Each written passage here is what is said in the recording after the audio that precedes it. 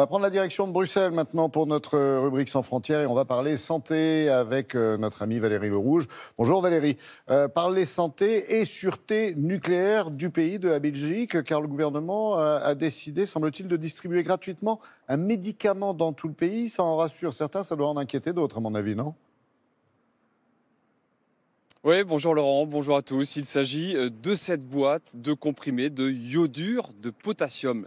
Les pastidiodes, comme on les appelle, vous savez, ça sert en cas d'accident nucléaire à saturer la thyroïde pour qu'elle ne puisse plus absorber, fixer d'iode radioactif dégagé par un accident nucléaire. Et ça évite, ça réduit en tout cas les risques de cancer. Alors depuis 15 jours, c'est cadeau ici, dans toutes les pharmacies, c'est distribué gratuitement.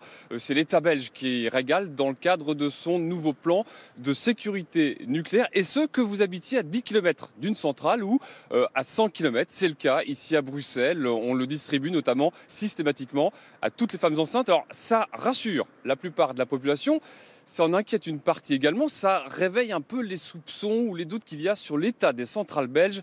Reportage avec Quentin Barréa et Frédéric Furdemont. Dans toutes les pharmacies du royaume, les boîtes sont arrivées et les clients ne manquent pas d'en réclamer. Je suis venue pour avoir éventuellement une boîte de pilules d'iode. Oui. 4,5 millions de boîtes de pastilles d'iode ont été livrées. De quoi fournir tous les foyers belges, les crèches et les écoles en cas d'accident nucléaire. C'est vrai qu'il y a eu beaucoup de monde les 2-3 premiers jours. Maintenant, ça diminue un petit peu. C'est bien d'avoir des comprimés à disposition si jamais. Il n'y a pas de date de validité non plus. Donc, en espérant jamais devoir les prendre. Mais voyons ça comme de la prévention. Voilà. Ces cachets sont surtout destinés aux femmes enceintes et aux enfants dont la thyroïde serait particulièrement exposée en cas de radiation nucléaire. Mais de nombreux clients préfèrent se prémunir. Il vaut mieux être protégé.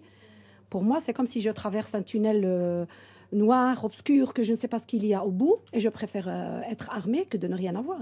Et ça peut arriver du moment à l'autre. Hein. Il y a déjà eu des accidents, donc pourquoi ça n'arriverait pas à nouveau ?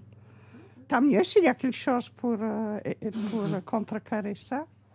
Chez d'autres, la campagne de distribution inquiète plus qu'elle ne rassure. C'est un peu perturbant au niveau nucléaire, quoi. Ça fait un peu peur. Le fait que ce soit assumé, gratuit, et que du côté des centrales, on fasse rien, quoi. En tout cas, on nous dit rien qu'on fait quelque chose, quoi. Donc c'est un peu dérangeant, moi, je trouve. Car c'est vrai, les 2 centrales nucléaires belges sont souvent au cœur de l'actualité. Réacteurs à l'arrêt, problèmes de vétusté, de micro-fissures. Mais pour le gouvernement, si la distribution d'iode est généralisée, c'est pour une raison toute simple. Nous avons un avis de notre Conseil supérieur de la santé où ils ont recommandé de prendre un diamètre de 100 km.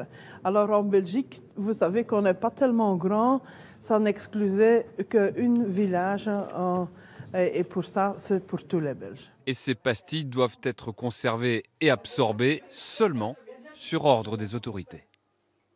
Enfin, du coup, Valérie, on se pose une question dans l'équipe de Télématin. C'est quoi notre politique dans ce domaine, nous, en France ?